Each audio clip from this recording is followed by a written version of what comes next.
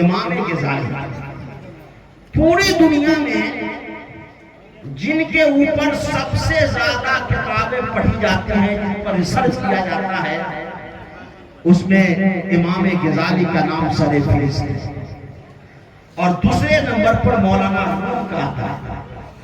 مولانا روم اور امام غزالی دو شخصیت ایسے ہیں جو دنیا کے ہر مطبع فکر کے لوگ اس پر ادھین کرتے ہیں، چاہے وہ عیسائی ہو، چاہے وہ یہودی ہو، چاہے وہ مسلمان ہو، چاہے غیر مسلم ہو، کوئی بھی ہو، دو شخصیت پر سب سے زیادہ ادھین کرتے ہیں۔ امام غزالی رحمۃ اللہ علیہ ہمارے بڑے پیر غوث پاک سے 56 سال پہلے کے امام غزالی رحمۃ اللہ علیہ کی تعریف ہے کہ ان کے والدہ نے اپنے اس بچے کو کس طرح سے تربیت دی ہے، ذرا اس تربیت کا انداز بتا کر کے اپنی باتیں ختم کرتے ہیں۔ کتنا نرالا انداز اختیار کیا ہے، کرتے کیا ہے؟ ایک روز صبح صبح امام غزالی 7 سے 8 سال کی عمر میں، 7 سے 8 سال کی عمر میں صبح صبح اٹھے اور مدرسہ میں پڑھنے جانے لگے۔ تو ماں کہتی ہے بیٹا کہاں جا رہے ہو؟ کہ صبح کا امی جان مکتب میں پڑھنے جا رہا ہوں۔ کہا ٹھیک ہے بیٹا، غسل کر لو، کپڑے بدل لو، وضو کر لو، صاف ستھرا ہو جاؤ، عطر لگا لو، کچھ ناشتہ کر لو، تیار کر دیا، اور تیار کر کے اس بچے کو روانہ کر دیا۔ جیسے بچہ مدرسہ کے لیے جاتا ہے تو ماں کہتی ہے بیٹا ایک میری نصیحت سن لو، چونکہ تو پیغمبر کی سیرت پڑھنے جا رہا ہے، شریعت اسلامیہ کی کتابیں پڑھنے جا رہا ہے، پیغمبر کی باتیں پڑھنے جا رہا ہے، تو بیچ ہی بیچ میں پیغمبر کا نام جگہ جگہ پہ ضرور تم کو کتابوں میں ملے گا۔ ایک میری نصیحت یہ ہے کہ جب بھی پیغمبر کا نام آئے گا پڑھنے کے دوران، پڑھنے کی اودھی میں، تو اس بیچ میں تم پیغمبر کا نام اس وقت تک نہیں لینا جب تک تم وضو نہ کرو۔ جب با وضو نہ ہو تب لینا، اور جب وضو ٹوٹ جائے تو پیغمبر کا نام نہیں لینا۔ بچہ کہتا ہے ٹھیک ہے، ایسا بچہ چلا گیا۔ چلے جانے کے بعد جیسے مدرسہ کے دہلیز پر قدم رکھا، فوراً استاد نے پوچھا مسمت نبی ہوگا، what is the name of your prophet, تمہارے پیغمبر کا نام کیا ہے؟ اب یہ بچہ خاموش ہے۔ پھر پوچھا بابو بولتے کیوں نہیں؟ کل ہی تمہیں ہمیں یاد کرایا ہے پیغمبر کا نام، اتنے جلدی جلدی نام بھول جاؤ گے تو کب تک یاد کراتا رہوں گا؟ بول تمہارے پیغمبر کا نام کیا؟ مسعود نبیوں کا۔ بچہ خاموش ہے۔ پھر کہا بولو تمہارے پیغمبر کا نام کیا؟ پھر بچہ خاموش ہے۔ استاد کو غصہ آیا، درہ اٹھایا، 2-3 درہ تیز کا لگا دیا۔ بچہ روتا ہوا، چیختا ہوا، بلکتا ہوا، سسکتا ہوا بھاگ جاتا ہے، اور ماں کی آنچل سے جا کر کے لپٹ کر کے زاروں کرتا رونے لگتا ہے۔ ماں کی ممتا کہتی ہے بیٹا کیا ہوا؟ سب دن تو مدرسہ سے آتے تھے مسکراتے ہوئے، ہنستے ہوئے، کھیلتے ہوئے، تمہیں دیکھ کر کے خوش ہو جاتی تھی کہ آج میرا بیٹا بہت بہترین سے سبق سنا کر کے آیا ہے، آج روتے کیوں آ رہے ہو بیٹا؟ سسکتے کیوں آ رہے ہو بیٹا؟ کیا وجہ ہے؟ وہ بچہ کہتا امی جان آج بڑی تیز کی پٹائی لگ گئی۔ کیوں لگی؟ کیا تم نے استاد کے سامنے گستاخی تو نہیں کیا؟ کہا نہیں امی جان گستاخی نہیں کیا ہوں۔ کیا تم نے اپنے ساتھیوں سے لڑائی جھگڑا تو نہیں کیا؟ کہا نہیں امی جان لڑائی جھگڑا بھی نہیں کیا ہوں۔ پھر کیا کیا جو پٹائی لگی؟ وہ بچہ کہتا امی جان مار کھانے کی وجہ آپ کی نصیحت ہے۔ آپ کی نصیحت کا کیا؟ آپ نے کہا تھا کہ پڑھنے کے دوران جب پیغمبر کا نام آ جائے تو بغیر وضو بنائے تو پیغمبر کا نام نہیں لینا۔ جیسے میرے استاد نے پوچھا اس وقت میں بے وضو تھا، نام تو یاد تھا مگر میں بے وضو تھا. اگر میں یہ اپنے استاد سے کہہ دیتا حضور مجھے نام تو پیغمبر کا یاد ہے مگر ماں نے نصیحت کیا تھا کہ جب تک وضو نہیں بنانا پیغمبر کا نام نہیں لینا.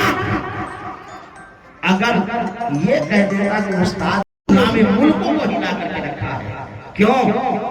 طاقت کے بنیاد پر. یہ طاقت کس بات کی؟ فوج کی ہے نہیں ہے. یہ طاقت کس بات کی ہے؟ سنکھیا کی ہے نہیں ہے. یہ طاقت قلم کی طاقت ہے, یہ علم کی طاقت ہے, یہ کوالٹی کی طاقت ہے. بس اسی کو لانے کی ضرورت ہے. طاقت و قوت آپ کے پاس ہو تو قلم کی طاقت ہونا چاہیے. بچوں کو خوب پڑھائیے, پڑھا لکھا کر کے آگے بڑھائیے. دنیا والوں نے تو شکشا کو انواریا 21ویں صدی میں بنایا ہے. 21ویں صدی میں میرے پیغمبر نے 1400 سال پہلے تعلیم کو کمپلسری بنا کر کے چلے گئے. 1400 سال پہلے آپ سوچ کر کے دیکھیے 1400 سال پہلے کیسا زمانہ تھا. نام و نشان نہیں تھا. 10ویں صدی تک یورپ کے سرزمین پر تعلیم حاصل کرنا جادوگری شمار کی جاتی تھی. پڑھائی اور تعلیم سے کوئی تعلق نہیں تھا. لیکن پیغمبر نے 1400 سال پہلے کہا طلب العلم فریضہ اللہ کل مسلم و مسلمہ. علم کا حاصل کرنا ہر مسلمان مرد عورتوں پر کمپلسری انیوارڈ ہے. آپ سوچئے یہی نہیں علم حاصل کرنے کا کوئی زمانہ بھی نہیں ہے. پیغمبر فرماتے ہیں اطلبوا العلم من المہد الی اللحد. اے لوگوں علم حاصل کرنے کا کوئی زمانہ نہیں, علم حاصل کرنے کا کوئی ٹائم ٹیبل نہیں, علم حاصل کرنے کی کوئی عمر نہیں ہے. علم حاصل کرو جب پیدا ہوا تب سے لے کر کے ماں کے گود سے لے کے قبر کے گود تک علم حاصل کرتے رہو. اے دنیا والوں تم نے بہت سارے سنستھاپک کو دیکھا ہوگا, دنیا کے بہت سارے سماج سدھارک کو دیکھا ہوگا, بڑے بڑے سائنٹسٹوں کو دیکھا ہوگا. بتاؤ کون ایسا وگیانی تھا جس نے ایسی تعلیم دیا ہو کہ ماں کے گود سے لے کر پیغمبر کے گود تک تعلیم حاصل کرو. اور یہ کب تک کہا؟ 1400 سال پہلے جس زمانے میں علم کا نام و نشان. مسلمانوں اپنی تاریخ کو دہراؤ, اپنی تاریخ کو پیچھے چلو. ہمارا پیچھے کا زمانہ بالکل انلیٹرمنٹ کا زمانہ تھا, روشن خیالی کا زمانہ تھا, ترقی یافتہ دور تھا. اور وہ ترقی کس بات کی تھی؟ تعلیم کی ترقی تھی, اچھے کردار کی ترقی تھی. آج ہمارے ہاں اسلام کی جو اصل شبیہ ہے, اسلام کی جو اصل تصویر ہے, وہ تصویر دھندلا ہو گئی. ہم مسلمان کس کو جانتے ہیں؟ ہم اسلام کس کو سمجھتے ہیں؟ ربیع الشریف کا وقت آئے گا, جھنڈا لے کر کے خوب نعرہ لگا لیں گے, یہ اسلام سمجھتے ہیں. ہمارے گھر پہ شادی کا موقع آئے گا, کسی بچے کی تولد ہوگی, محفل میلاد کا اہتمام کر لیں گے, اس کو اسلام سمجھتے ہیں. غوث پاک کے عرس کا موقع آئے گا, فاتحہ درود کر لیں گے, اس کو اسلام سمجھتے ہیں. کسی بزرگوں کا عرس آئے گا, لاکھوں کی سنکھیا میں ہم اس عرس میں چلے جائیں گے, اس کو اسلام سمجھتے ہیں. لیکن اسی جگہ پر جب ہم کسی مسلم بستی سے گزرتے ہیں اور بہت سارے مسلمان بھائی وہاں بیٹھے ہوتے ہیں, وہ میرا چہرہ دیکھتا ہے, میں ان کا چہرہ دیکھتا ہوں, نہ وہ مجھ کو سلام کرتا نہ ہم اس کو سلام کرتے ہیں. کیوں؟ اس لیے کہ سلام کرنا بھی اب پہچان کی وجہ سے ہے. جب تک جان پہچان نہیں ہوتی لوگ سلام تک نہیں کرتے ہیں. میرے بھائیو اسلام ہر جگہ ہے. کیریکٹر میں بھی اسلام ہونا چاہیے, کردار میں بھی اسلام ہونا چاہیے, لین دین میں بھی اسلام ہونا چاہیے, رہن سہن میں بھی اسلام ہونا چاہیے, طور طریقہ میں بھی اسلام ہونا چاہیے, تہذیب و کلچر میں بھی اسلام ہونا چاہیے. اسلام زندگی کے ہر معاملات میں ہونا چاہیے. یہی مذہب اسلام کی تصویر. لیکن آج ایسا نہیں ہو رہا. ہمارے اسلام کی تصویر بگڑتی جا رہی ہے. اصل اسلام کہاں ہے؟ کن کن معاملات میں ہونا چاہیے؟ معاملات سب سے بہترین ہے, اور اس معاملات کو بہتر بنانے کے لیے بچوں کی تربیت آپ کو یہی سے کرنی ہوگی, یہی سے اخلاق سکھانا ہوگا, یہی سے کردار سکھانا ہوگا, یہی سے ادب سکھانا ہوگا. بڑوں کا کیسے ادب کیا جاتا ہے, چھوٹے بچوں سے پیار کیا جاتا ہے. میرے پیغمبر فرماتے ہیں من لم یرحم صغیرنا ومن لم یکرم کبیرنا فلیس منا. جو لوگ بڑوں کی عزت نہیں کرتے ہیں اور چھوٹے بچوں سے پیار نہیں کرتے ہیں, پیغمبر فرماتے اس کا تعلق ہم سے نہیں. کتنا شاندار اسلام ہے, کیا تہذیب دے رہا ہے. کیا مذہب اسلام ادب سکھا رہا ہے، کیا کلچر اسلام دے رہا ہے، جو بڑوں کی عزت نہ کرے، جو چھوٹے لوگوں سے پیار محبت نہ کرے۔ پیغمبر کی بارگاہ میں ایک بچہ کو تہنیک کے لیے لایا گیا، جب بچے تہنیک کے لیے آئے تو پیغمبر نے گود میں لیا، اس بچے نے پیغمبر کے گود میں پیشاب کر دیا۔ جب پیشاب کر دیا تو پیغمبر مسکرانے لگے، اور مسکرانے کے بعد پیغمبر اس پر پانی بہا دیا، ذرہ برابر بھی غصہ کا اظہار نہیں کیا۔ اس صحابی غصہ کا اظہار بھی کیا تو پیغمبر نے روکا، نہیں، یہ معصوم بچہ ہے، اسے محبت کرو، اسے پیار کرو۔ جو بچوں سے محبت نہیں کرتا، شفقت نہیں کرتا، وہ ہم میں سے نہیں ہے۔ کتنا بہترین اصول اور ضابطہ ہے۔ اس لیے میرے بھائیو، ضروری ہے اپنے بچوں کو صحیح تعلیم کے ساتھ ساتھ آپ تربیت دیجیے، سماج کا اچھا بچہ بنائیے۔ اللہ رسول کا حق اور اس کا ادب اپنے بچوں میں سکھائیے۔ ہمارے اکابرین بزرگان دین نے سب سے اچھا کام تعلیم و تربیت دے کر سماج کا بھی اچھا بچہ بنائیے، گھر کا بھی اچھا بنائیے، ملک کا بھی اچھا بنائیے، کیونکہ آپ کے پورے بھوش اور پورے گھر کی ترقی اسی بچوں پر منحصر ہوتی ہے۔ اس لیے بچوں کا ہر حال میں خیال رکھیے، اور بچوں کا خیال یہ ہے کہ اس کی تربیت دینے میں، تعلیم دینے میں کبھی پیچھے مت۔ ایک صحابی پیغمبر کی بارگاہ میں پہنچ جاتے ہیں، اور پہنچنے کے بعد کہتے ہیں یا رسول اللہ، یہ بتائیے کہ ماں باپ اپنے بچوں کو سب سے قیمتی دولت کیا دے سکتے ہیں؟ اگر آپ سے ہم سوال کریں گے تو آپ کیا کہیں گے؟ اگر ہم آپ سے یہ سوال کریں کہ ایک ماں باپ اپنے بچوں کو سب سے قیمتی دولت کیا دے سکتے ہیں، تو مختلف نظریے ہو جائیں گے۔ اگر کوئی حاجی پور میں رہتا ہے اور حاجی پور میں رہ کر کے پراپرٹی ڈیلر کا کام کرتا ہے، تو وہ کہے گا کہ 10-20 مکان خرید کر کے دے دے گا تو سب سے بڑی قیمتی دولت دے دے گا۔ اگر کوئی ٹائر کا کام کرتا ہے تو وہ کہے گا کہ ہمارے پاس جے کے ایجنسی دلا دیں گے تو سب سے بڑی کامیابی ہو جائے گی، سب سے بڑی دولت بچوں کو ہم نے اکٹھا کر دیا۔ اگر کوئی ایک ڈاکٹر ہے تو کہے گا کہ بھائی اپنے بچوں کو ہم ڈاکٹر بنا دیں گے تو سب سے بڑی کامیابی ہماری یہ ہو جائے گی۔ تو مختلف قسم کے جوابات ابھر کر کے آپ کے سامنے آئیں گے، جو جس لیول کا ہوگا۔ کسان سے کہیے تو کہیں گے 10-50 کٹھا زمین خرید کر کے دے دیں گے، یہ سب سے بڑی دولت ہو جائے گی۔ پیغمبر سے پوچھا گیا، حضور یہ بتائیے کہ سب سے بہترین دولت ماں باپ اپنے بچوں کو کیا دے سکتے ہیں؟ تو پیغمبر نے فرمایا، ترمذی شریف کی حدیث ہے باب الادب کی، پیغمبر فرماتے ہیں وما نحل والد ولد من نال افضل من ادب الحسن۔ پیغمبر فرماتے ہیں ماں باپ اگر اپنے بچوں کو سب سے قیمتی دولت اگر کچھ دے سکتا ہے تو بہترین ادب اور حسن اخلاق دے سکتا ہے۔ ادب دے سکتا ہے، ادب سکھائے، اخلاق سکھائے، کردار سکھائے۔ ادب و اخلاق سب سے بڑی دولت ہے، کیونکہ اگر وہ بااخلاق بچہ ہوتا ہے، اگر ادب کرنے والا ہوتا ہے تو دنیا سے جانے کے بعد ایک تو ایصال ثواب کا بھی ذریعہ ہوگا، ساتھ ساتھ جب کوئی پوچھے گا اس کے اخلاق کو دیکھ کر، اس کے کردار کو دیکھ کر کے کہ بتاؤ یہ بچہ کہاں کا رہنے والا ہے، اخلاق بہت اچھا ہے، ادب بہت شاندار ہے، کردار بہت بہترین ہے، تہذیب بہت شاندار ہے، تمدن بہت بہترین ہے، سبھیتا بہت اچھا ہے، زبان بہت اچھی ہے، اخلاق و کردار بہت اچھا ہے، تو لوگ کہیں گے فلاں کا بیٹا ہے، تو لوگ یہی کہیں گے کہ جب بیٹا اتنا اچھا ہے تو باپ کتنا اچھا ہوگا۔ بیٹا کا جب اخلاق ہے تو باپ کا اخلاق کتنا اچھا ہوگا۔ کیوں؟ اس لیے کہ بیٹے کی اخلاق سے، بیٹے کے کردار سے، بیٹے کی آچرن سے، بیٹے کی تہذیب سے، بیٹے کے کلچر سے، بیٹے کے سبھیتا سے باپ کو پہچانا جاتا ہے۔ اگر بیٹا اچھا ہوگا تو 100% گارنٹی ہے کہ باپ بھی اچھا ہوگا۔ اسی لیے پیغمبر نے فرمایا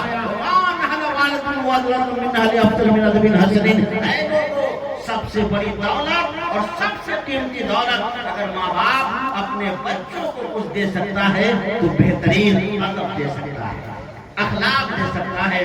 اس سے بڑھ کر کے دولت نہ تو حاجی پوری کے مکان ہو سکتا ہے، نہ اس سے بڑھ کر کے پٹنہ کا مکان ہو سکتا ہے، نہ اس سے بڑھ کر کوئی پراپرٹی ہو سکتی ہے. اس لیے میرے بھائیو عہد کیجئے کہ اگر ہم 10,000 روپے کماتے ہیں تو 5,000 روپے خرچ کریں گے اپنے کھانے پینے پر اور 5,000 روپے اپنے بچوں کی تعلیم و تربیت پر. آج کیا ہوا؟ آج پیغمبر کی شان میں گستاخی کر کے کیا کرنا چاہتے ہیں؟ وہ بھی جانتے ہیں کہ ہم کو نہیں کرنا چاہیے، لیکن مسلمانوں کو اٹھانا چاہتے ہیں، ٹینشن میں لانا چاہتے ہیں، ترقی سے روکنا چاہتے ہیں. اور مسلمانوں کے پاس نہ لڑنے کے ساتھ جو سامان ہے، نہ ان کے پاس کوئی اسلحہ ہے، نہ ان کے پاس کوئی طاقت و قوت ہے. اور ایسے کہنے والوں کے سروں پر سایہ کسی اور گانے حکومت وقت کا ہوگا. ایسے حالات میں کیا کرے گا مسلمان؟ لڑ کے مریے گا. آپ کے پاس کچھ ہے نہیں، کیا کیجیے گا؟ یاد رکھیے میں بہترین فرمولہ دے کر دے جا رہا ہوں. سب سے بہترین عمل یہ ہے کہ اپنے بچوں کو تعلیم و تربیت سے اونچا کیجیے. تعلیم سے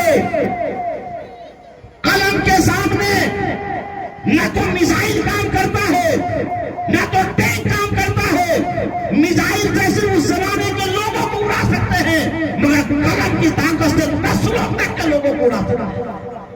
اس لیے قلم کی طاقت پیدا کی. پیغمبر کے نام بتانے کے لیے وضو کرنا کوئی انیوارج کوئی ضروری تھوڑی ہے. وضو بنانا ضروری صرف قرآن چھونے کے لیے ہے، قرآن پڑھنے کے لیے ہے. قرآن کے علاوہ کسی بھی کتاب پڑھنے کے لیے وضو بنانا واجب و ضروری نہیں ہے. یاد رکھیے. تو استاد کہہ سکتے تھے، یہ فتویٰ دے سکتے تھے کہ بیٹا نام بتاؤ، نام بتانے کے لیے وضو بنانا ضروری نہیں ہے. نام بتاؤ تو میں نام تو بتا دیتا مگر آپ کی نصیحت کے خلاف میرا عمل ہو جاتا. میں نے ماں کھانا تو گوارا کر لیا، امی جان آپ کی نصیحت کے خلاف میرا قدم اٹھ جائے میں نے اس کو گوارا نہیں کیا. اندازہ لگائیے اس بچے کے اندر کس قدر سے ماں ایک ادب سکھا رہی ہے. بیٹا پوچھتا امی جان کیا ضروری ہے؟ کہ نہیں بیٹا کوئی ضروری نہیں ہے، لیکن پیغمبر سے ادب کا طریقہ یہ ہے، مصطفیٰ کا ادب کا طریقہ یہ ہے کہ میں پیغمبر کا نام لوں اور اس کا غلام بے وضو رہے. یہ ادب سکھاتا ہے کہ ایسا نہیں ہونا چاہیے. اس لیے میں نے پیغمبر سے تجھے محبت کرنے کا، ادب کرنے کا طریقہ سکھایا. حضرات گرامی عرض یہ کرنا چاہتا ہوں. اور اسی جگہ پہ ہمارے ہاں کیا ہوتا ہے، ایک ماں تربیت کیسے کرتی ہے بچوں کی.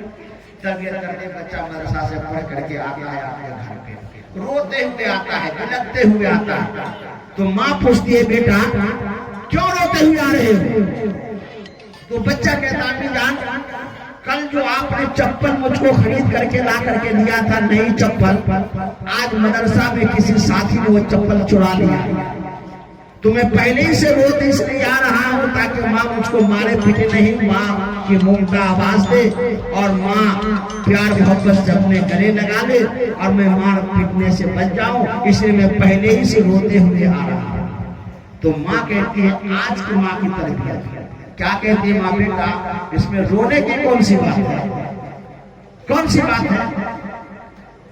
چپل چرا لیا ہے، چرا لینے دو. کل تم بھی جانا پڑھنے کے لیے اور جو سب سے بہترین کسی کی چپل دیکھنا تو بھی چرا کر کے چلا آنا، تو بھی چرا کر کے چلے آنا. یہ ماں نصیحت کرتی ہے. جب وہ بچہ روتے ہوئے آ رہا تھا ماں کہتی بیٹا گھبراؤ نہیں، استاد نے دشمنی میں نہیں مارا ہے، تجھے تعلیم و تربیت کے لیے مارا ہے، تمہاری زندگی کو بہترین بنانے کے لیے مارا ہے. یاد رکھو جہاں تمہاری تعلیم و تربیت کے لیے استاد کا ڈنڈا لگ جائے گا قیامت کے دن وہاں آگ نہیں جلا سکتا. کل کی ماں ایسی نصیحت کرتی تھی. تو جب ماں کی ایسی نصیحت ہو تو وہی بیٹا امام غزالی بنتا ہے. جب ماں کی گود کی ایسی نصیحت ہو تو ہی بیٹا شیخ عبد القادر جیلانی بنتا ہے. جب ماں کی گود کی ایسی وصیت و نصیحت و تربیت و تعلیم ہو تو بیٹا امام احمد رضا بنتا ہے. جب ایسی ماں کی نصیحت ہوتی ہے, ایسی ماں کے گود سے تعلیم ہوتی ہے تو بیٹا غریب نواز بنتا ہے. ایسے ہی ماں کے گود سے تعلیم و تربیت ہوتی ہے تو بیٹا سرکار سرکاری جیسا پیدا ہوتا ہے.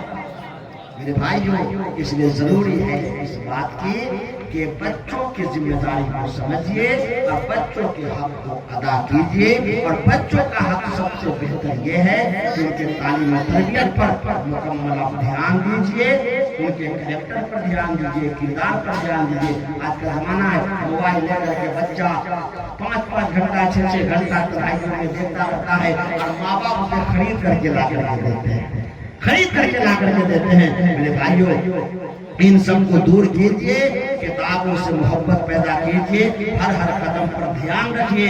بچے کے عمر جو ہے, بچے کا جو مینٹلٹی ڈیولپمنٹ ہوتا ہے اس وقت بہت عجب قسم ہوتا ہے. اس لیے ان ساری چیزوں پر دھیان رکھیے. اس کا آچرن تو کہیں خراب نہیں ہو رہا ہے, کریکٹر تو نہیں بگڑ رہا ہے, کردار تو خراب نہیں ہو رہا ہے, آچرن تو خراب نہیں ہو رہا ہے. ان سب ساری چیزوں پر دھیان رکھ کر کے اپنے بچوں کو صحیح تعلیم و تربیت دیجیے. زبان بہترین سکھائیے, ادب سکھائیے اور بڑے بزرگوں کا سمان سکھائیے. یہ نہیں ہو کہ چھوٹی چھوٹی باتوں پر ترجمانی کرنا سیکھ جائے, چھوٹی چھوٹی بات پر بڑے بزرگوں سے لڑنا سیکھ جائے. نہیں, آج ہمارا معاشرہ سماج بڑا غلط دشا میں جا رہا ہے. ان دشاؤں سے روکنے کے لیے سب سے بہترین طریقہ یہ ہے کہ اپنے بچوں کو صحیح تعلیم اور صحیح تربیت دیجیے. اور اس میں سب سے بہترین بھومکا جو نبھا سکتی ہے وہ ماں کا کردار ہے, ماں کا کردار ہے. یہی وجہ ہے کہ پیغمبر نے 75% حق ماں کا بلند رکھا ہے. پیغمبر سے پوچھا گیا, یا رسول اللہ یہ بتائیے کہ سب سے زیادہ میرے اوپر کس کا حق ہے, ماں کا یا باپ کا؟ تو پیغمبر نے فرمایا ماں کا. پھر پوچھا اس کے بعد کس کا ہے, پھر پیغمبر نے فرمایا ماں کا. پھر تیسرے مرتبہ پوچھا اب کس کا حق ہے, پیغمبر نے فرمایا ماں کا. چوتھے بار جب پوچھا اب کس کا ہے تو پیغمبر نے فرمایا باپ کا. یعنی حقوق اور ذمہ داری کی 75% ڈگری آف ریفرنس یہ جاتی ہے ماں کی ذمہ داریوں پر, ماں کے حق پر.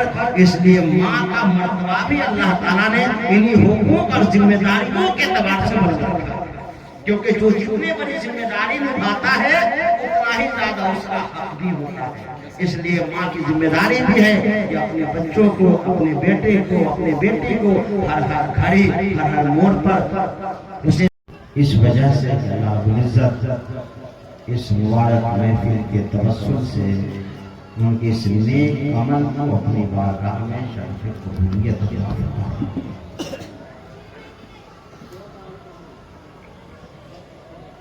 اللہ کا فضل و کرم ہے, ہم لوگ اسلامی گھرانے میں پیدا ہوئے اور اللہ کا جو سب سے پسندیدہ مذہب ہے مذہب اسلام, اللہ نے ہم سب کو عطا فرمایا. اور ساتھ ہی ساتھ کم و بیش 1,24,000 پیغمبران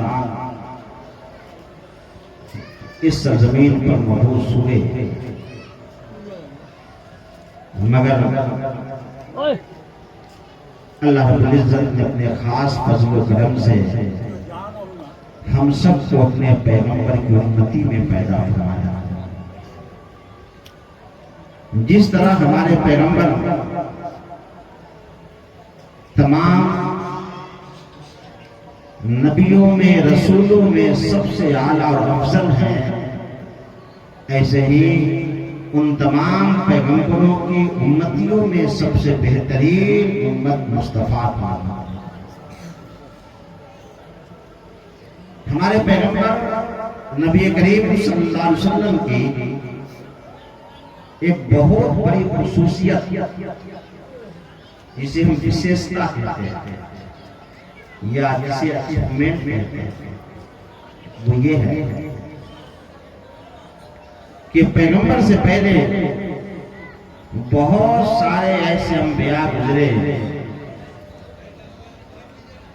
جو اپنے امتیوں کو بہت سارے کاموں کا حکم دیتے اور وہ انبیاء اس سے مستثنا،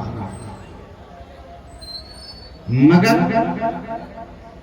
میرے پیغمبر کی خصوصیت یہ رہی کہ میرے پیغمبر نے جس کام کا حکم اپنے امتیوں کو دیا اس کام کو پہلے اللہ کے رسول نے خود کر کے دکھایا۔ یہ خصوصیات دنیا میں کسی کو حاصل نہیں۔ بہت سارے دھرم سدھارک، بہت سارے مذہب کے فاؤنڈر، بہت سارے لوگ آئے، مگر پیغمبر کی یہ شان اور عظمت یہ ہے کہ ہمارے پیغمبر جس کام کا بھی حکم دیے اسے پہلے کر کے دکھایا ہے۔ عقیقہ کا حکم دیا،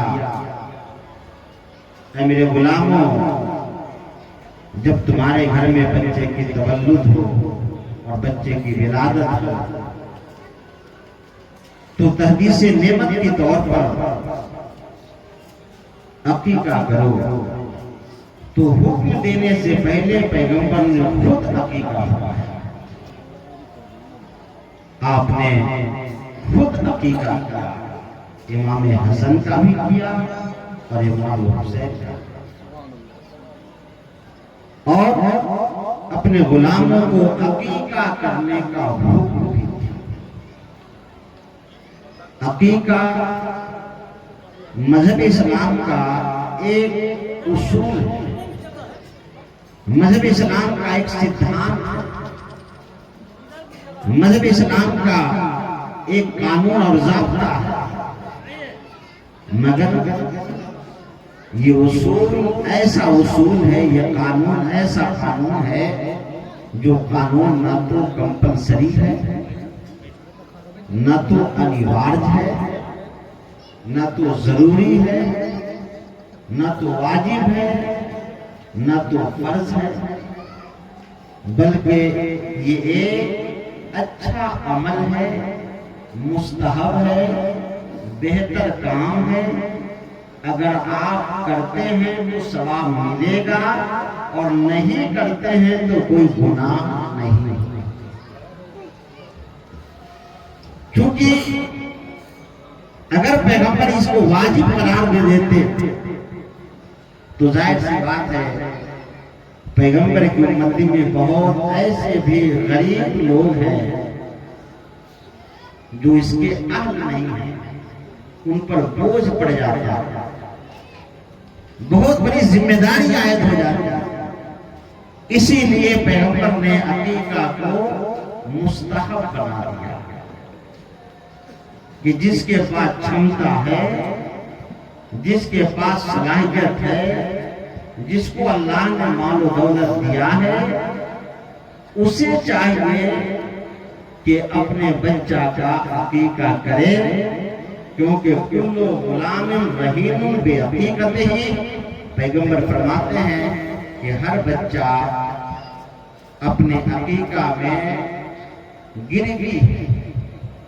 جس طرح سے آپ زمین کو گروی رکھ دیتے ہیں تو جب تک اس گروی کو چھڑا نہیں لیتے اس وقت تک اس زمین سے فائدہ نہیں اٹھا سکتے ہیں، ویسے ہی علماء فرماتے ہیں کہ جب تک اس بچے کو آپ عقیقہ نہیں کر دیتے ہیں اس بچے کے اخلاق و کردار سے آپ فائدہ نہیں اٹھا سکتے۔ یہی وجہ ہے کہ ہمارے بزرگوں نے، ہمارے اسلاف نے، ہمارے آباء و اجداد نے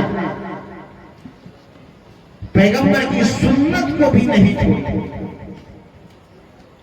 آپ سوچ کر کے دیکھیے، نہ تو واجب ہے، نہ تو فرض ہے، نہ تو انیواج ہے، نہ تو ضروری ہے، امتی پیغمبر کی سنت کو اپنی زندگی میں ہر حال میں ادا کرنا چاہتا ہے۔ اشارہ اس بات کا جانب ہے یا رسول اللہ مجھے آپ سے اس قدر محبت ہے کہ آپ کے ہر عمل کو ہم زندگی میں اپنا لے، یہی میری زندگی کا اصل مقصد و حیات۔ یہی وجہ ہے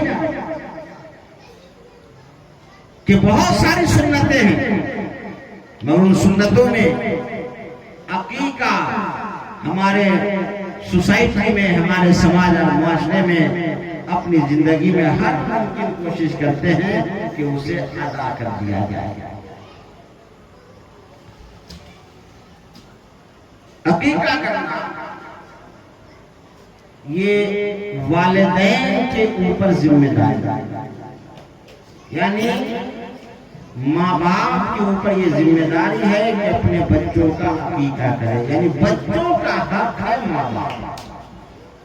جس طرح سے ماں باپ کا بچوں پہ حق ہوتا ہے، ویسے بچوں کا یہ حق ہے کہ اسے عقیقہ کیا جائے، کیونکہ عقیقہ کر دینے کی وجہ سے ان کے نحوستیں دور ہو جاتی ہیں اور ان کا اخلاق اور کردار عمدہ سے عمدہ ہو جاتا ہے۔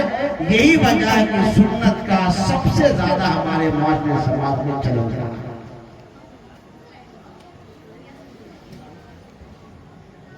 اس کے علاوہ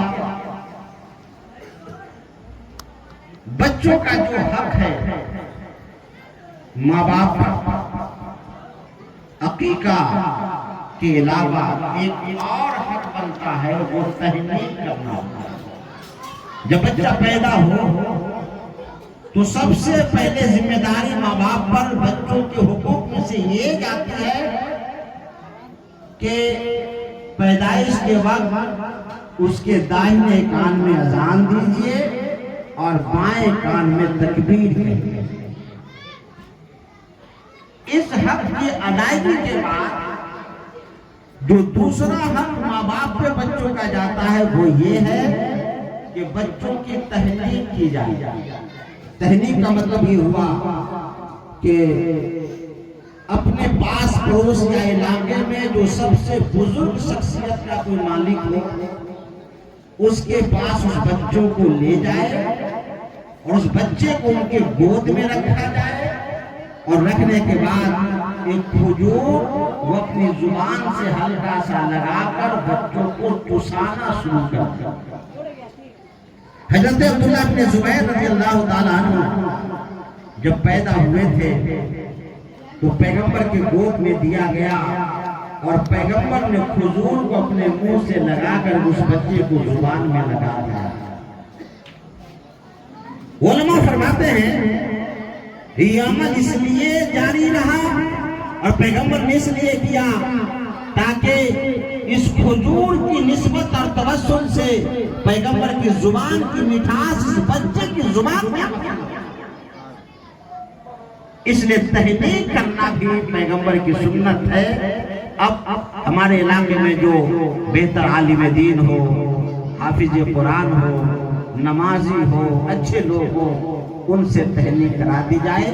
یہ بھی ایک حق بنتا ہے بچے کا ماں باپ پر، اس حق کے ذریعے اس کا اخلاق و کردار بہتر سے بہتر ہونے کا کی صورت۔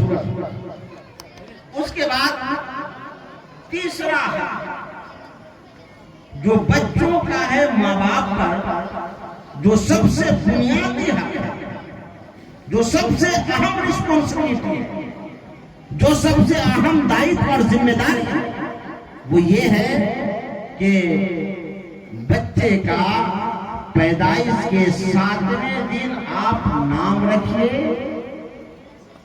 نام کیسا رکھیے؟ نام اچھا سے اچھا رکھیے، جملہ نیا ہو، لفظ نیا ہو، معنی اس کا چاہے جو ہو اس سے بحث نہیں ہے۔ نام ہمیشہ عمدہ رکھا جائے، بزرگوں کے نام پہ رکھا جائے، اولیاء اللہ کے نام پر رکھا جائے۔ پیغمبر نے فرمایا، بخاری شریف کی حدیث ہے، اپنے بچوں کو نیک لوگوں کے نام پر رکھو اور چمکتے ہوئے چہرہ والوں کے وسیلے سے تم برکت کی دعا دو۔ بزرگوں کے نام پر کیوں؟ اس لیے کہ اگر بزرگوں کے نام پر نام رکھیں گے تو اس بزرگان دین کہ اخلاق و کردار کی برکت اس نام کے حوالے سے بچوں میں شامل ہو گیا. یہی وجہ ہے. ایک تاریخ یاد آتی ہے، آپ نے سنا ہوگا الجامعہ الاشرفیہ مبارک پور اعظم گڑھ، جو اہل سنت والجماعت کا سب سے بہترین ادارہ ہے، سب سے بہترین ادارہ. اس ادارے کے جو سنستھاپک ہے، فاؤنڈر ہے، بانی ہے، ان کا نام ہے شاہ عبدالعزیز، اور مشہور ہے حافظ ملت کے نام سے. غربت کا عالم تھا. حفظ مکمل کرنے کے بعد آپ نے پڑھائی منقطع کر دی، اور چونکہ آپ کے گھروں میں جو اس وقت ویبسائے تھا، جو بزنس اور پیشہ اور کاروبار چلتا تھا، وہ کپڑے کی بنائی کا. آپ اپنی والدہ کے ساتھ کپڑے کی بنائی میں لگ جاتے ہیں. ایک روز وہ بچہ پوچھتا ہے اپنی ماں سے، امی یہ بتائیے کہ میرا نام عبدالعزیز کس نے رکھا تھا؟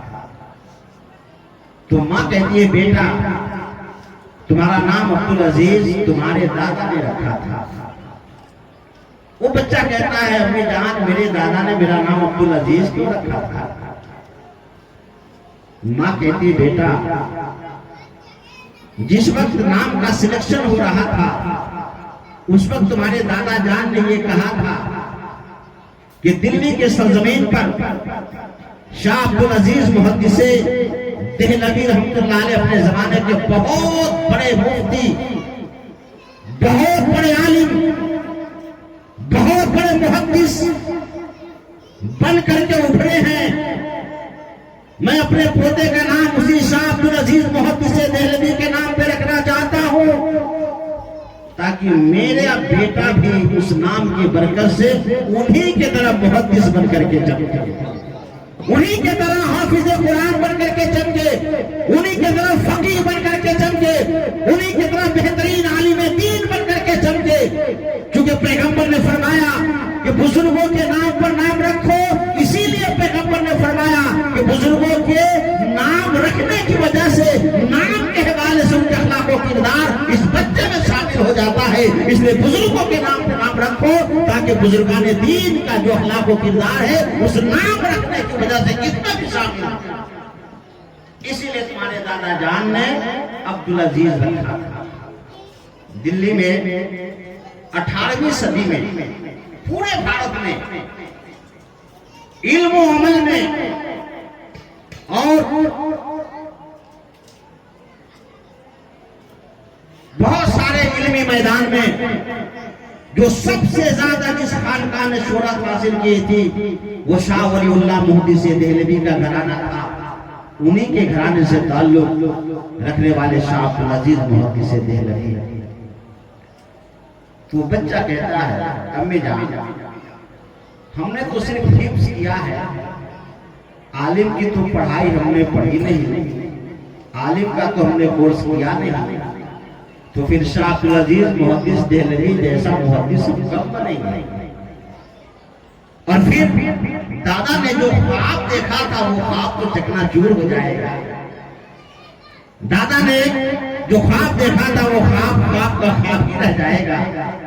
کیا ہی بہتر ہوتا کہ ہم عالم کا بھی کورس کرتے اور پھر انہی کی طرح محدث بن کر کے چمکتے تاکہ دادا کا خواب ہم پورا کرتے ہوئے نظر آتے. ماں کی آنکھ میں آنسو آ جاتا ہے. ماں کہتی ہے، بیٹا جب ایسا جذبہ ہے، ایسی لگن ہے، اتنا شوق ہے تو میں گارنٹی لیتی ہوں تمہارے 2 روٹی کے انتظام کا. تم جاؤ دوبارہ پھر مدرسہ میں جہاں سے تم نے پڑھائی کو منقطع کر کے آیا ہے والد گرامی کے وصال کے بعد، جاؤ دوبارہ پھر تعلیم حاصل کرو، بہترین عالم بنو، ویسے ہی محدث بنو جیسا تمہارے دادا نے کسی زمانے میں خواب میں دیکھا تھا اور جس کی وجہ سے تمہارا نام عبدالعزیز رکھا تھا. دوبارہ جاؤ پڑھنے کے لیے، تمہارے روٹی کا انتظام ہم کر کے رکھیں گے. ماں رات دن محنت کرتی ہے، دھاگے کاٹتی ہے، سوت بنتی ہے اور اس بچے کو دوبارہ پھر مدرسہ میں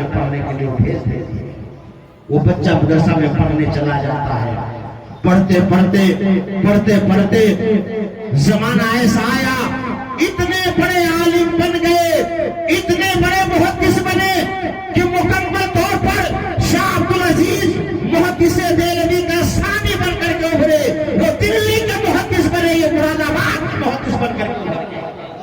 حضرات گرامی، عرض یہ کرنا چاہتا ہوں، بتانا چاہتا ہوں کہ بہترین نام رکھیے اپنے بچوں کا، یہ حق بنتا ہے ماں باپ کا۔ اگر آپ نے کوئی غلط نام رکھ دیا، پیغمبر فرماتے ہیں قیامت کے دن اسی نام سے پکارا جائے گا میدان محشر میں جو نام سے دنیا میں پکارا جاتا تھا۔ اگر خراب نام ہوگا تو شرمندگی سے اس کا سر جھک جائے گا۔ اسی لیے ماں باپ کی ذمہ داری ہے کہ اپنے بچوں کو بہترین نام رکھے، اچھا نام رکھے، بزرگان دین کے نام پر نام رکھے، تاکہ اس نام کی برکتوں سے بزرگان دین کے اندر جو اخلاق و کردار تھا وہ بچوں کے اندر بھی اخلاق و کردار جائے۔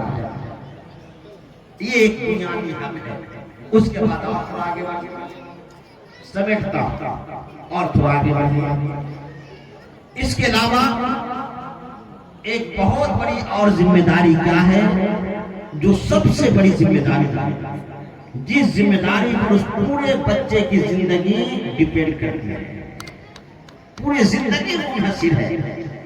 سماج بھی ڈیپینڈ کرتا ہے، گھرانہ بھی ڈیپینڈ کرتا ہے، اور ساتھ ساتھ ملک بھی ڈیپینڈ کرتا ہے۔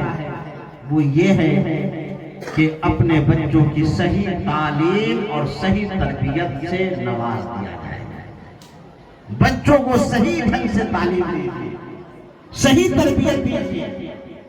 دو چیز ہے، ایک تعلیم ہے اور ایک تربیت ہے۔ ہم نے بچوں کو بھیج دیا مدرسہ میں پڑھنے کے لیے، وہاں تعلیم حاصل کرنا۔ ہم نے بچوں کو بھیج دیا اسکول میں پڑھنے کے لیے، وہاں بچے تعلیم حاصل کرتے ہیں، اور تربیت کہاں حاصل کرتے ہیں؟ تربیت یہ ماں باپ کی ذمہ داری ہے۔ تعلیم انسٹیٹیوشن سے حاصل کر رہا، تعلیم گاہ سے حاصل کر رہا، مدرسہ سے حاصل کر رہا، اسکول سے لے رہا، مگر تربیت دینا ماں باپ کی ذمہ داری ہے۔ اس لیے ماں باپ اس خیال میں نہ رہیں کہ بچے 4 سال 3 سال کے ہوئے ہم نے KG1 میں ایڈمیشن کرا دیا ہے، ہم نرسری میں ایڈمیشن کروا دیے ہیں، نرسری KG1 میں ہم 10,000 روپے خرچ کر رہے ہیں۔ نہیں، اسکول میں چلا گیا ہے اور میری ذمہ داری ختم ہو گئی، نہیں۔ آپ کی ذمہ داری سب سے بڑی یہ ہے کہ یہ بچے یہاں تو تعلیم حاصل کر رہے ہیں، مگر تربیت دینے کی ذمہ داری آپ کے سر پہ ہوتی ہے۔ اور تربیت یہ ہے کہ جو بچے ان سنستھانوں سے تعلیم حاصل کر کے آئے، اس تعلیم کی اکارڈنگ، اس تعلیم کی روشنی میں بچہ کو اخلاق کیسا ہونا چاہیے، بچوں کا کردار کیسا ہونا چاہیے، بچوں کا عمل کیسا ہونا چاہیے، بچے کی شیلی کیسی ہونی چاہیے، اس کا آچرن کیسا ہونا چاہیے، اس کی زندگی کیسے گزارنی چاہیے، یہ سارے طور طریقے سکھانا یہ تربیت کہلاتی ہے، اور یہ ذمہ داری ماں باپ کے سر پہ جاتی ہے۔ اس تعلیم اور تربیت سے ماں باپ ونچت نہیں ہوتے۔ اگر ماں باپ اس عمر میں اگر ان چیزوں کو نظر انداز کر دیا تو یاد رکھیے پوری زندگی اس بچوں پر اس کا اثر دکھائی دیتا ہے۔ اس لیے آپ کا حق بنتا ہے کہ بچے کو بہترین تعلیم و تربیت دیجیے، بہترین بنائیے، سنوارئیے، یہ آپ کی ذمہ داری ہے۔ اسلامی رنگ میں، اسلامی ڈھنگ میں اس بچے کو ڈھالیے۔ انشاءاللہ تعالی اگر ان چیزوں پر آپ گہری نظر رکھتے ہیں تو آپ کا سماج بہتر سماج ہوگا، بچے اچھے ابھر کر کے آئیں گے، اور پھر آپ کا بھوش بھی خوشنما بھوش بنے گا۔ پھر ہم سارے لوگوں سے مقابلہ کرنے کی صلاحیت رکھیں گے۔ بس ضروری انہی باتوں کی ہے کہ بنیاد کو مضبوط کیجیے، ہماری بنیاد بہت کمزور ہے، اور بنیاد ہماری مضبوط صرف ہو سکتی ہے تو یاد رکھیے تعلیم و تربیت سے ہو سکتی ہے۔ تعلیم کے علاوہ کوئی ایسا ضابطہ نہیں ہے، کوئی ایسا قانون نہیں ہے جس کی بنیاد پر آپ کا سماج مضبوط ہو جائے۔ تعلیم و تربیت میں جو جیسا کرتا ہے کرنے دیجیے، آپ اپنی تعلیم میں لگے رہیے، لگن میں لگے رہیے، اپنی محنت کی کمائی بچوں کی تعلیم و تربیت میں خرچ کیجیے۔ انشاءاللہ تعالیٰ ایک زمانہ آئے گا، ایسا زمانہ آئے گا کہ کی محمد سے وفا، تو نے تو ہم تیرے ہیں، یہ جہاں چیز کیا لوح و قلم تیرے ہیں۔ جذبات سے کام نہیں چلتا ہے، جذبات سے کبھی کوئی میدان فتح نہیں کر سکتا۔ 1857 کے بدروہ میں جذبات ہی سے کام لے رہے تھے، اور جب وہ بم بارود لے کر کے آئے سائنس ٹیکنالوجی میں ترقی کر کے، تو یہ کہاں پھینکا گئے کچھ پتہ نہیں چلا۔ اس لیے ضروری اس بات کی ہے کہ جذبات کی دعوے نہیں بلکہ اپنی تعلیم و تربیت پر دھیان دیجیے، بچوں کا بھوش بنانے پر دھیان دیجیے۔ انشاءاللہ تعالیٰ ایک انقلاب آئے گا آپ کے سماج میں اور آپ ترقی کریں گے۔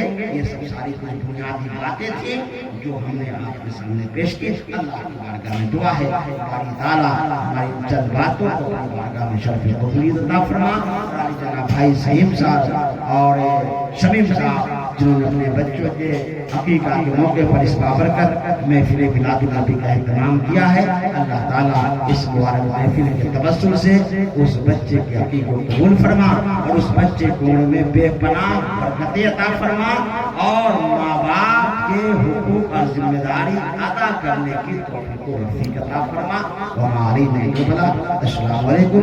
چلتے چلاتے میں 2 شعر پڑھ کر کے سلام کے لیے کھڑا کرتا ہوں دادا حضور سرکار سرکار کی بارگاہ میں، کیونکہ میری عادت ہوتی ہے کہ جب بھی میں محفل میں آتا ہوں 2 شعر پڑھتا ہوں، حصول برکت کے لیے 2 شعر سنا کے ختم کرتا ہوں۔ درود پڑھ لیجیے، اللہم صلی علی سیدنا و شفیعنا حبیبنا مولانا مولانا محمد وعلی آلہ وسلم، صلاۃ و سلام علیک رسول اللہ صلی اللہ علیہ وسلم۔ قادری گلزار سرکار سرکاہی میرے، قادری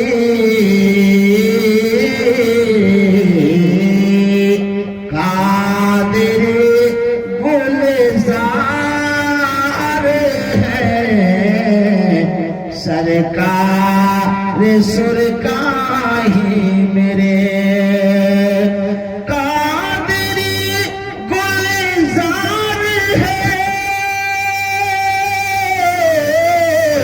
سرکار سرکاہی میرے،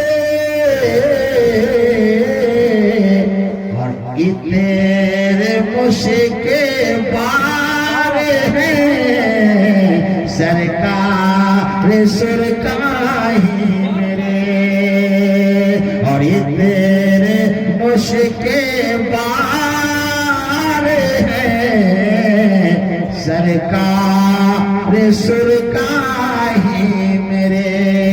اور آپ شراجر کرتا ہوں اللہ فرمائے کہ ملتا ہے جسے در پہ سب کو، ارے صدقہ غوث الورا۔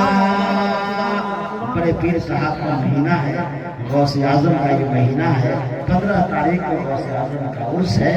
خوب محبت سے عقیدت سے ان کے نام پر اظہار ثواب کیجیے، فاتحہ کیجیے، کیونکہ بزرگوں کی محبت ایمان کا حصہ ہے۔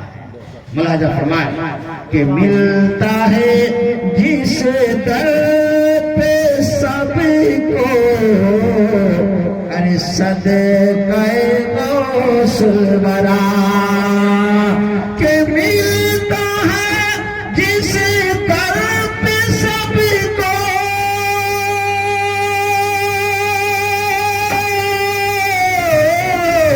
صدقہ غوث الورا، ارے ایسا وہ دربار ہے سرکار سرکاہی میرے، ایسا وہ دربار ہے سرکار سرکاہی میرے، قادری گلزار ہے سرکاہی ملے سرکار سرکاہی میرے سرکار سرکاہی میرے اللہ تعالیٰ اس محفل کو دادا حضور سرکار سرکاہی کے تبسم سے شرف قبولیت عطا فرمائے اور اس گھر پہ رحمت کی بارشی عطا فرمائے جتنے لوگ آئے ہیں اللہ تعالیٰ سب کے مقصد کو سرکار سرکاہی کی نسبت اور دعاؤں سے اللہ تعالیٰ مکمل عطا فرمائے اب آئیے کھڑے کھڑے سب مصطفیٰ جان رہے مبلا سلام مصطفیٰ جان رہے مبلا سلام شمع بزے میں ہدایت بلا سلام یا نبی السلام یا نبی السلام یا نبی سید جان نبی تاجدار حرم سید جان نبی تاجدار حرم نوبہار شفاعت بلا السلام یا نبی السلام یا نبی غوث خان جان رضا حامد و مصطفیٰ غوث خان جان رضا حامد و مصطفیٰ پنجگر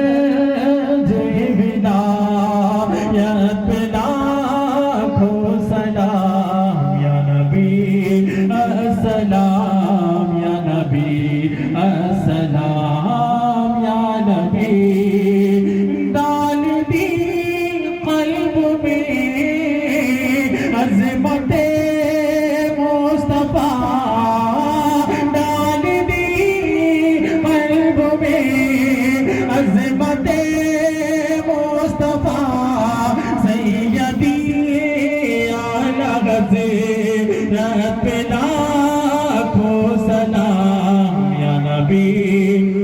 السلام یا نبی السلام یا نبی کاش مگے شر میں جب ان کی قیامت ہو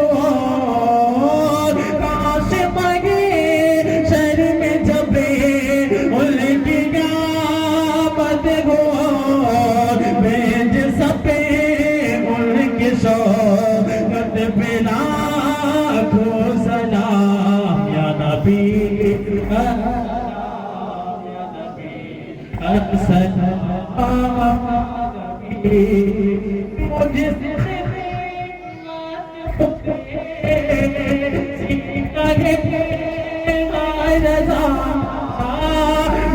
سختی